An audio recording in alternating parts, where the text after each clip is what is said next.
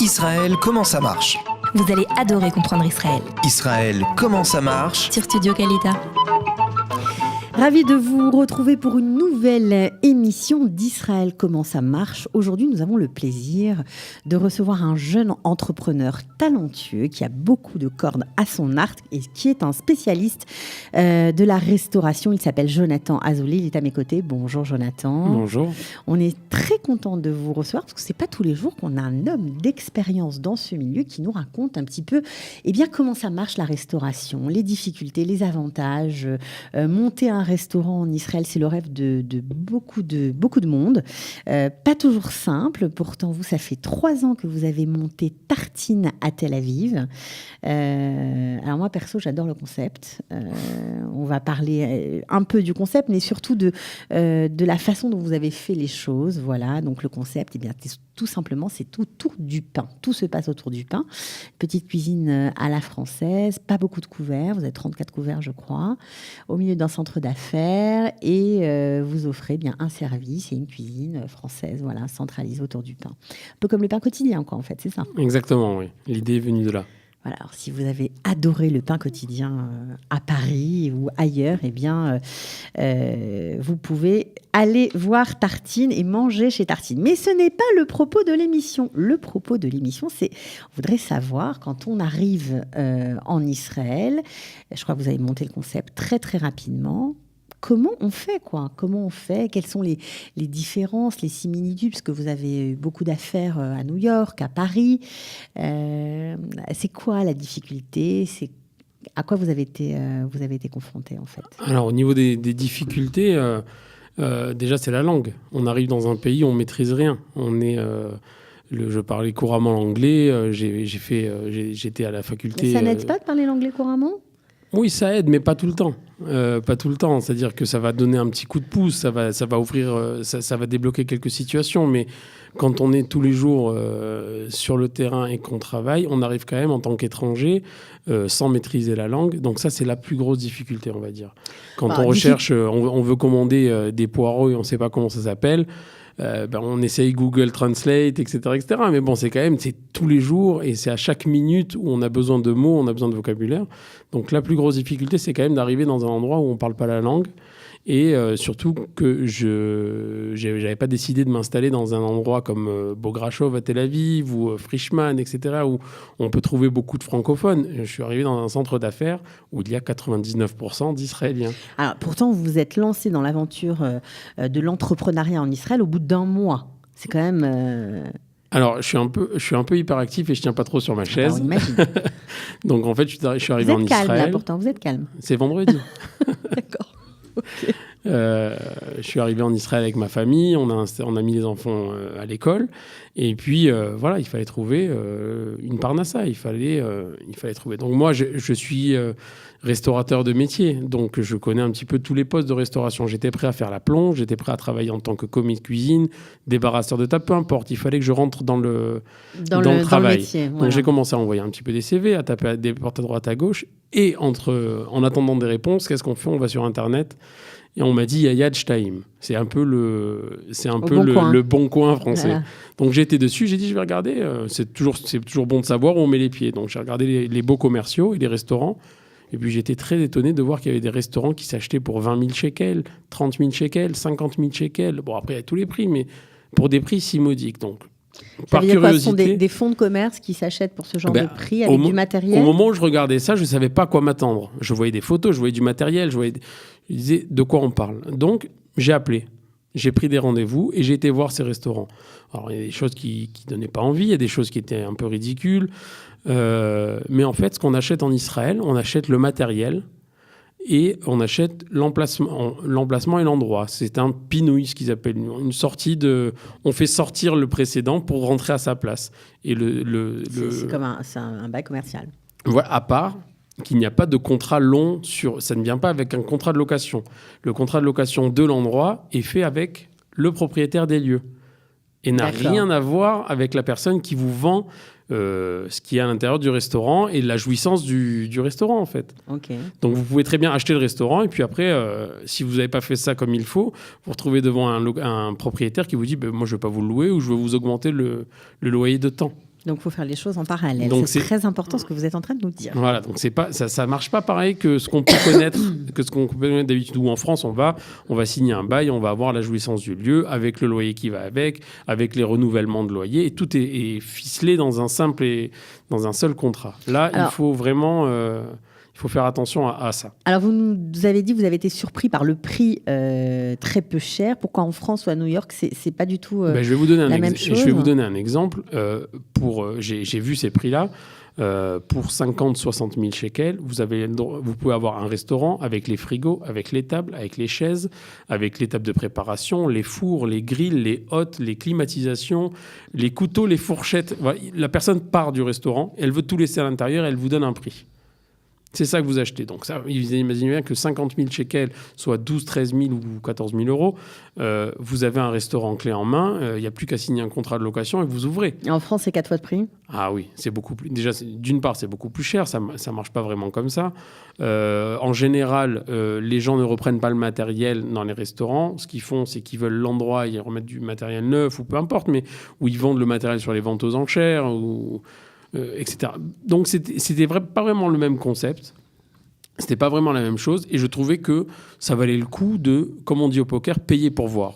Payer pour apprendre. Ouais, payer Après pour tout, apprendre, payer pour voir. Je me plante, c'est pas très grave parce que la mise de fonds n'est pas très importante. Voilà, je vais jouer carte sur table avec vous, je vais vous dire les prix. C'est 80 000 shekels pour acheter le fonds de commerce que j'ai acheté. Un loyer à 3 500 shekels par mois. Une arnona à 3 200 shekels tous les 2 mois. Bon, il faut vraiment rien vendre pour pas réussir à couvrir ces frais-là. Ça fait 6 000 et 7 000 shekels de frais mensuels. Même si on est une personne à travailler, à y vendre des sandwichs et du café, On les couvre. Je veux dire, il faut vraiment faire moins de 300 shekels par jour, quoi. Je veux dire, sinon, si on fait pas 300 shekels par jour ou 500 shekels par jour, il faut faire autre chose dans sa vie que de faire de la restauration. C'est sûr. Alors, vous, on l'a dit, vous êtes un professionnel de la restauration. Quelles sont les différences ? On dit toujours qu'Israël est un pays où il est facile d'entreprendre. Vous l'avez constaté vous-même dans la réalité. En plus, vous avez une expérience aussi aux États-Unis. Alors, ça se rapproche plus des États-Unis. Qu'est-ce qui est facile à faire ? Alors, au niveau administratif et légal, quand vous rachetez un restaurant comme je l'ai fait, vous pouvez faire ce qu'on appelle une avarat rishayon, donc faire passer le permis d'entreprendre. De permis d'exercer. Exactement, le permis d'exercer, vous pouvez le transférer. Donc vous allez en mairie, vous remplissez un formulaire, vous rendez ce formulaire, vous payez un petit, je crois que c'était 300 ou 400 shekels de frais de transfert. Et puis une personne vient dans votre restaurant, vérifie que vous avez bien racheté le restaurant précédent et que rien n'y a changé. Et c'est tout. Et on croit au début que c'est tout. Puis après, il y a des alinéas que j'avais pas bien lus. Donc j'ai eu une mésaventure par rapport à ça. Mais donc après, il y a une visite qui doit être faite de la part des pompiers, que voir que c'est toujours aux normes, qu'il n'y ait pas de problème au niveau des tout aspect sécurité, incendie qu'il peut y avoir dans un restaurant. Le Misrad Abriout n'a rien à faire avec ça ? Alors normalement, le Misrad Abriout doit venir, mais c'est la même personne qui vient pour vérifier, de la part de la mairie, qui vient pour vérifier que rien n'a changé, qui vérifie que toutes les normes requises au préalable par le Misrad Abriout quand ce fameux permis d'entreprendre a été décerné pour la première fois dans ce restaurant, que tout est encore valable, qu'il y ait bien des lave-mains, qu'il y ait bien des poubelles avec couvercle, etc., tout ce qu'on peut avoir dans un restaurant et qu'on peut avoir besoin.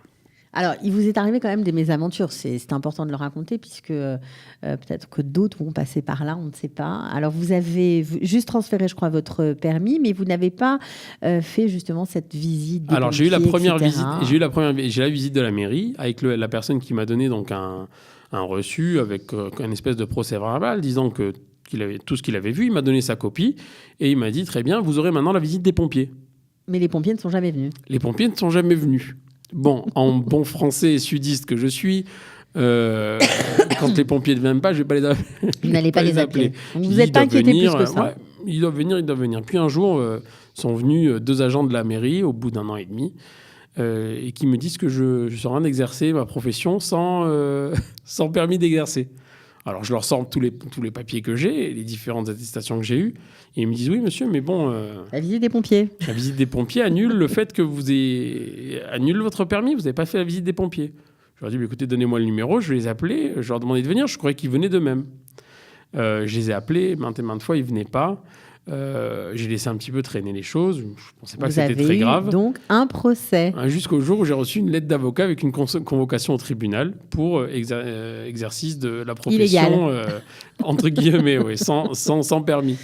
Je me suis retrouvé au tribunal et puis voilà, comme ça arrive souvent en Israël, enfin moi en tout cas ça m'est arrivé, je tombe sur un juge qui comprend que je suis au Lechadash, qui m'explique les choses, qui demande à refaire une audience avec un traducteur pour que je comprenne mot à mot tout ce qui va être dit, bien que je parle quand même l'hébreu. Il me dit non, tu parles l'hébreu, c'est bien, mais tu parles pas l'hébreu juridique, donc on va t'amener une traductrice. Ils ont amené une traductrice, elle m'a traduit exactement tout ce qui se passait. Il m'a donné un laps de temps de 3 mois. Il m'a dit, tu as 3 mois pour faire venir cette fameuse visite. Et une fois que tu auras cette visite, tout sera bon. En sortant du tribunal, je vais rechercher mon procès verbal chez le greffier ou la greffière. Et là me suit une avocate qui était présente, puisqu'en Israël, quand on a une audience, en fait, il y a plusieurs accusés, enfin plusieurs plaignants, plusieurs avocats. Donc, c'est une salle qui est remplie quand même d'avocats et d'accusés. Et une avocate me suit et me dit, écoute, je connais ton problème. La visite des pompiers, c'est pas comme ça que ça se passe. Et viens dans mon bureau. J'ai entendu que tu étais au Lechadash, je veux t'aider. C'est extraordinaire. Donc j'ai pris son numéro, j'étais un peu... Gratuitement, bien évidemment. Alors oui, c'est ça, c'est-à-dire que est-ce qu'on a vraiment compris que ça va être gratuit, pas gratuit? On a l'impression que jamais rien n'est gratuit ici. Et pourtant, je me suis retrouvé dans une tour, au 37e étage d'une tour dans le sud de Tel Aviv, un bureau magnifique, la personne s'est souvenue de moi, elle vous a fait la formalité. Elle m'a assis à son bureau, elle me dit bouge pas, ton nom, ton truc, ton numéro, Elle a passé un fax, elle m'a montré sur le site de la mairie, elle me dit voilà, il n'y a plus de retenue sur ton permis est accordé, tu peux aller demain ou après-demain en mairie et tu recevras ton permis définitif. Formidable. Je suis reparti après à l'audience et J'espère qu'elle est cliente chez vous maintenant. Non, même pas, parce qu'elle est un peu de l'autre côté, mais c'est une personne qui l'a fait par bonté d'âme. Je me suis un peu renseigné, c'est un acte qui coûte plusieurs milliers de shekels quand même, si vous lui demandez de le faire. Et voilà, elle a fait ça gratuitement, elle m'a débloqué la situation alors que j'étais un petit peu dans une impasse. Voilà, c'est aussi les bons côtés d'Israël dont on ne parle pas souvent. On parle souvent des problèmes. Il y a aussi des personnes formidables, des rencontres qui marquent et des gens qui aident, tout simplement. Alors justement, vous avez fait, Jonathan Azoulay, une école supérieure de management en hôtellerie à New York pendant 5 ans. Vous n'avez pas du tout plaisanté, donc vous êtes un vrai professionnel. Et pourtant, quand on est dans la restauration en Israël, on est souvent confronté à, on ne va pas dire de l'incompétence, mais disons un peu d'amateurisme. C'est une profession qui n'est pas tellement prise au sérieux. On dit que le service, c'est pas tout à fait ça. Alors, est-ce que c'est vrai? C'est une légende? Est-ce que vous avez vous-même été confronté à ce genre de difficultés dans votre métier? Alors écoutez, moi j'ai été très étonné d'une chose. La restauration en Israël n'est pas un métier. On n'est pas serveur de métier. On n'est pas chef de rang de métier ou dans des établissements très prestigieux ou dans des grands hôtels, etc., où il y a une sécurité de l'emploi, etc. Mais la restauration en tant que telle, je vous mets au défi d'aller faire 4, 5, 10 restaurants à la suite et d'aller voir si vous trouvez des serveurs de plus de 30 ans, 40 ans. Donc, c'est quoi? Ce sont simplement des étudiants C'est un métier d'étudiant. C'est un métier de jeune et c'est pas un métier qui est considéré de professionnel. Et c'est quelque chose qui, moi, m'a dérangé. Puisque en France, quand vous arrivez, quand on est serveur, on sait prendre des assiettes, on sait ce qu'on doit faire de ses deux mains, on connaît son chemin, une routine de travail. Enfin, il y a un professionnalisme, il y a quelque chose qui se fait. On sait que le couteau est à droite, la fourchette à gauche. Et c'est valable dans les cuisines aussi? Et dans les cuisines, malheureusement, c'est valable également. C'est pour ça que vous voyez beaucoup, beaucoup, beaucoup d'étrangers dans les cuisines. Souvent, les gens disent, voilà, il y a beaucoup d'étrangers mais qui pourquoi travaillent. Parce que les Israéliens ne veulent pas faire le sale boulot? Alors, on va dire qu'il y a des très bons chefs israéliens, des très prestigieux, dans les beaux établissements. Si vous allez dans les restaurants comme Herbert Samuel, etc., vous allez trouver des cuisiniers de métier. Mais dès qu'on passe dans la gamme au-dessous du très haut de gamme, on passe dans un métier d'amateur ou de professionnel étranger. Et là, on va trouver des cuisiniers, des Érythréens, des Soudanais, etc. Et ces gens-là travaillent dans les cuisines parce que le poste n'est pas pourvu par les autres. J'ai passé pratiquement 1 an à rechercher des cuisiniers israéliens. Je postais sur Yatch-Time, justement, je postais sur pas mal de choses. Je recherchais, je voulais avoir un cuisinier israélien. Je voulais moi-même parler l'hébreu. Je voulais être aidé au niveau de la langue et pouvoir partager en hébreu. Et je me suis dit, on est là, voilà. Je n'y arrivais pas. Parce que, il faut éplucher les légumes. Ah non, mais éplucher les légumes, c'est pas un travail pour les Israéliens, ça. C'était étonnant. Ça veut dire que la conception du métier, la façon dont le métier de cuisinier c'est un sous-métier. est organisé en France ou existe en France, par exemple que quelqu'un fait une tâche de A à Z, ici c'est pas comme ça. On cuisine, France, mais on fait pas la pluche, on fait pas la vaisse-, on ne débarrasse pas, on nettoie pas. C'est ça. Il y a tout cet aspect du nettoyage qui n'y est pas. Et qui, pour moi, je suis quand même enfant de restaurateur, donc je suis tombé dans la marmite, comme on va dire, mais moi, on travaille, on nettoie son plan de travail, on respecte ses légumes, on va faire attention à rien jeter, à pas gâcher, etc. Ici, c'est pas comme ça. Du moment où vous faites éplucher des légumes, tout simplement, par une personne qui est pas formée, qui est mal formée ou qui en a un peu rien à faire, puisque c'est un travail qui est mal payé et qui est un sous-métier, il va vous éplucher la moitié du légume, il s'en fiche, il va pas faire attention à la perte, etc. Alors que c'est la base du travail et de la cuisine. Mais c'est en train de changer un peu, non ? Il y a des écoles qui existent encore aujourd'hui. Moi, j'y vois beaucoup de Français dans ces écoles, beaucoup d'étrangers. C'est vrai. Il y a Tadmor, il y a Tadmor à Herzliya, qui est assez connu, qui est la grande école, là où on se trouve nous. Où on trouve. Mais voilà, il y a Rimon à Tibériade, il y a Vatel à Tel Aviv aussi. C'est ça. Après, Vatel, c'est plus dans le management. Ils ne vont pas vous fournir des cuisiniers. Non, c'est sûr. Voilà. C'est-à-dire que le métier est intéressé. Les gens sont intéressés par le métier. Ils aiment le côté management. Ils aiment le côté public, le côté clientèle, le côté les belles choses de la cuisine. Mais dans notre métier, il y a toute une partie, entre guillemets, sale, qui n'est pas sale pour moi, ça fait partie de la beauté du métier. Mais il faut aller décharger des cajots. Alors comment vous faites ? Il y a du turnover ? Alors il y a énormément de turnover, je vous le cache pas.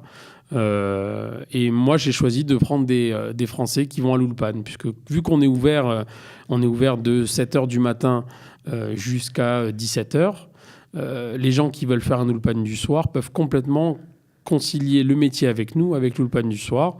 Je prends même des serveuses à mi-temps ou des serveurs à mi-temps qui viennent travailler que sur le service du midi, donc ils peuvent faire leur Ulpan le matin jusqu'à 11h30 midi, puis venir faire le gros du service avec nous. Vous avez choisi cette formule-là. J'ai choisi cette formule-là parce que je sais que c'est pas facile quand on arrive de France de trouver un travail. J'ai conçu une carte, une cuisine et un restaurant qui ne requiert pas de très grands professionnels. Voilà, on a une carte qui est simplifiée. Vous êtes adapté, en fait. On a une cuisine d'assemblage. On va assembler des choses. Alors, on va faire de la découpe. On fait tout frais tous les jours. Mais mes cuisiniers, quand je suis avec eux, moi, en cuisine, ils ont besoin de savoir... je vous coupe, mais il faut préciser, Jonathan, que vous êtes aussi chef cuisinier. Vous êtes derrière les fourneaux. Ouais, c'est moi qui suis en cuisine. Ma femme s'occupe de tout l'avant et je m'occupe... de tout ce qui se passe derrière en cuisine. On a trouvé la bonne formule et le bon équilibre. Au bout de 3... Ça nous a pris 3 ans, mais on y est... Vous y êtes arrivé. C'est tout à votre honneur. Alors, on a parlé des difficultés, des différences de mentalité, des différences de conception des choses, du métier. Mais vous m'avez, hors antenne, en préparant l'émission, parlé de la réactivité et de la qualité du service, des choses qui n'existent pas ailleurs. Par exemple, vous commandez vos légumes sur WhatsApp. J'ai adoré cette histoire. Ça, c'est formidable. Alors, en plus, quand je suis arrivé, j'ai trouvé des fournisseurs, je les ai recherchés, j'en ai trouvé. Et puis, je leur ai dit, mais comment on commande ? Ils me disent, mais par WhatsApp. Alors, moi, j'arrivais de France. J'utilisais très, très peu WhatsApp en France, il y a 3 ans, quand je suis arrivé. Mauvaise pioche pour Israël. Voilà. Donc, je vous le dis, je l'utilisais peu. J'étais peu WhatsApp. Et ils m'ont dit, mais ici, on fait tout avec WhatsApp. J'ai dit, mais comment ? J'ai dit, il faut que je t'écrive en hébreu et tout. Il me dit, non, mais tu appuies là, il y a message vocal.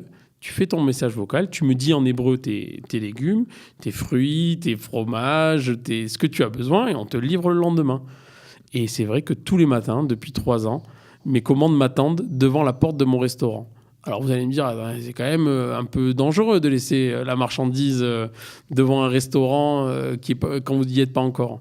Eh ben, c'est encore un miracle à l'israélienne. Les gens ne volent pas la marchandise devant les restaurants. Pour les leftos qui habitent en Israël, quand vous vous levez le matin et que vous passez devant un restaurant qui n'est pas encore ouvert, vous verrez qu'il y a des cajots de légumes ou de fruits ou peu importe qui attendent le restaurateur avant son arrivée. Alors c'est vrai qu'il y a beaucoup de circulation et que pour les maraîchers, c'est très pratique de pouvoir faire comme ça. Mais les gens ne volent pas.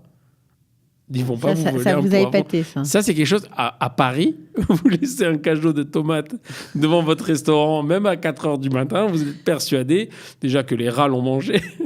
Et si ce n'est pas les rats, il vous a été volé, c'est sûr et certain. Il n'y a aucun doute qu'on ne va pas vous laisser votre marchandise devant le restaurant. Ouais. Au pain quotidien, pour donner un exemple, au pain quotidien à Paris, les chauffeurs de Transgourmet, qui sont la société qui vous fait les livraisons, ont le code de l'alarme et les clés des restaurants pour pouvoir vous déposer la marchandise à l'intérieur pour Parce pas que se la faire sinon, voler. c'est pas possible.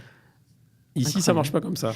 Alors, vous nous avez parlé de commandes de légumes par WhatsApp, mais est-ce que les autres fournisseurs sont à la même enseigne? Est-ce qu'on peut commander, je sais pas, ses serviettes, son matériel, ses Alors, produits tout est d'entretien? commandé. Alors, pour le mode de commande, c'est WhatsApp. Pour tous les fournisseurs. Pour tous les fournisseurs. C'est incroyable. Voilà, pour tous les fournisseurs. Déjà, c'est un moyen, quand on sait l'utiliser, qui est très bien, puisqu'on voit quand ça a été lu, à quelle heure ça a été envoyé. Donc, il n'y a pas de triche, quoi. Sur WhatsApp, on ne peut pas vraiment tricher en disant « Ah, j'ai pas vu la commande. Ah, tu me l'as pas envoyé. » Voilà. Si c'est envoyé, si ça a été lu, si ça a été compris, on le voit.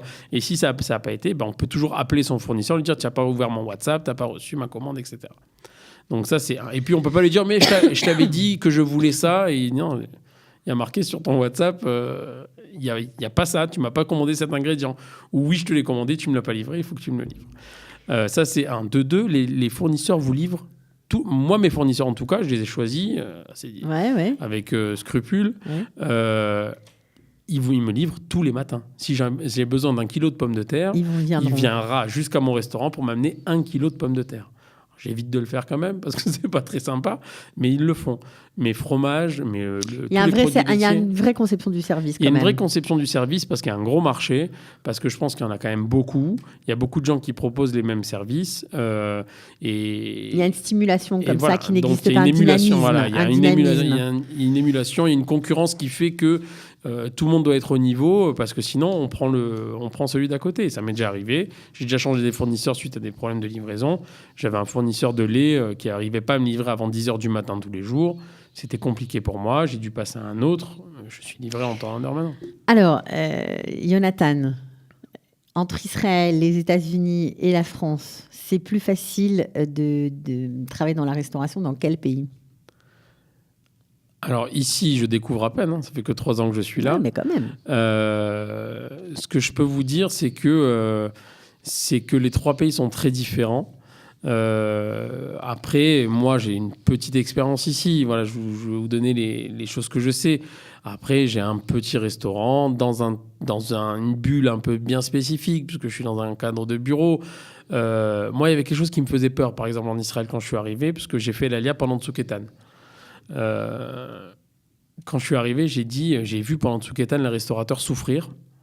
Je les ai vus avec des restaurants vides, des terrasses vides, des plages vides, etc. Bien souvent, de nombreux restaurateurs ont été contraints de fermer, faute de clients, cause de la situation. Quand vous avez un loyer à 20, 30 000, 40 000, 50 000 shekels par mois, que vous avez des employés, des frais, des charges, etc., et que vous avez le pays qui s'arrête pendant 1 mois ou 2 mois, c'est des choses qui font peur. C'est moi ce qui m'a poussé, par exemple, en arrivant en Israël, à prendre un petit loyer, à pas prendre un grand loyer. Aujourd'hui encore, on me propose d'ouvrir un autre tartine, etc., sur des axes comme Even Gvirol, Rothschild, avec des loyers plus importants.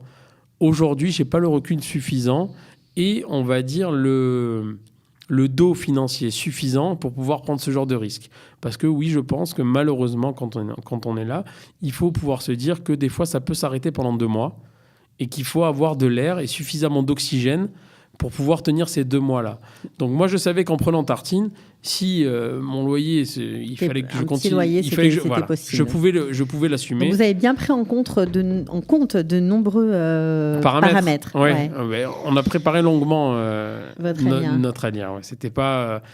On n'a pas fait une fuite, on n'a pas fait un coup de tête. On a vraiment préparé ça depuis très très longtemps et on avait pris les paramètres en compte. Bon, alors juste pour finir, comment vous avez été accueillis dans le quartier lorsque vous étiez en pleine transformation, en plein travaux Est-ce que les gens ont été... Alors, ça, c'est extraordinaire de vous dire qu'on a fait pratiquement 2 semaines et demie, 3 semaines de travaux et qu'il n'y a pas un jour qui se passait sans que quelqu'un vienne taper à la porte.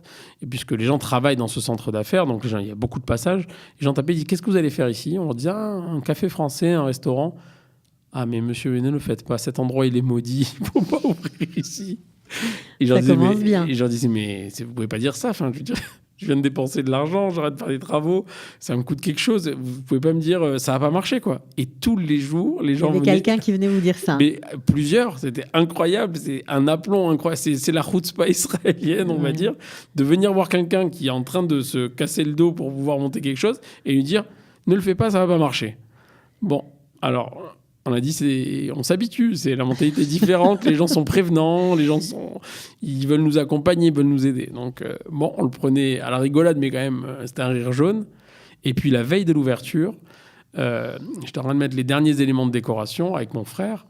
Et là, viennent 2 personnes âgées, plus de 70 ans. Et ils viennent, et un couple assez sympathique, ils viennent nous voir, ils nous disent qu'est-ce que vous faites ? Et je leur raconte mon histoire. Donc je dis bon, là, vous n'allez pas me dire qu'il ne faut pas le faire, on ouvre demain.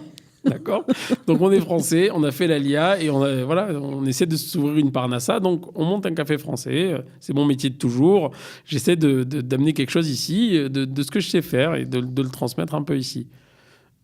Kol hakavod, les discours étaient différents. Et là, plein de brachot, et que ça vous amène de la parnassa, et que vous soyez heureux ici, tout ce que vous avez besoin, que le bon Dieu vous aide, etc. Je dis, c'est formidable, pour une fois, ça change. Et vraiment, une sincérité et une empathie énorme dans les paroles qu'elle me disait, quoi. Ces 2 personnes, d'ailleurs. Et puis, ils s'en vont. Une demi-heure après, la dame revient seule. Et elle me donne une petite pochette en velours rouge, toute petite. Et elle me dit, tenez, mettez ça dans votre tiroir caisse, ça vous portera bonheur. J'ai ouvert ce petit... Et à l'intérieur, un petit khamsa en or. Et qu'elle m'avait offert, alors qu'elle me connaissait ni d'Adam ni d'Ève, mais mon histoire l'avait touchée. Et elle nous avait... Et d'ailleurs, j'ai toujours ceux qui viennent nous visiter au restaurant, je pourrais leur montrer. C'est toujours dans la caisse. Et voilà. Et juste pour l'anecdote... ce monsieur s'appelle Monsieur Florentine et c'est des rescapés. Ils sont issus d'une famille de rescapés de Salonique. Et ce Monsieur Florentine n'est rien d'autre que le fils de Monsieur Florentine qui a créé le quartier Florentine en son nom à Tel Aviv. Extraordinaire. Alors avec ça, vous êtes paré, bien que vous ne soyez pas basé à Florentine, mais en tout cas, une belle histoire. Voilà. Et apparemment, ça vous a réussi, ça vous a porté bonheur. Donc voilà, entreprendre en Israël, c'était Israël, comment ça marche aujourd'hui avec vous.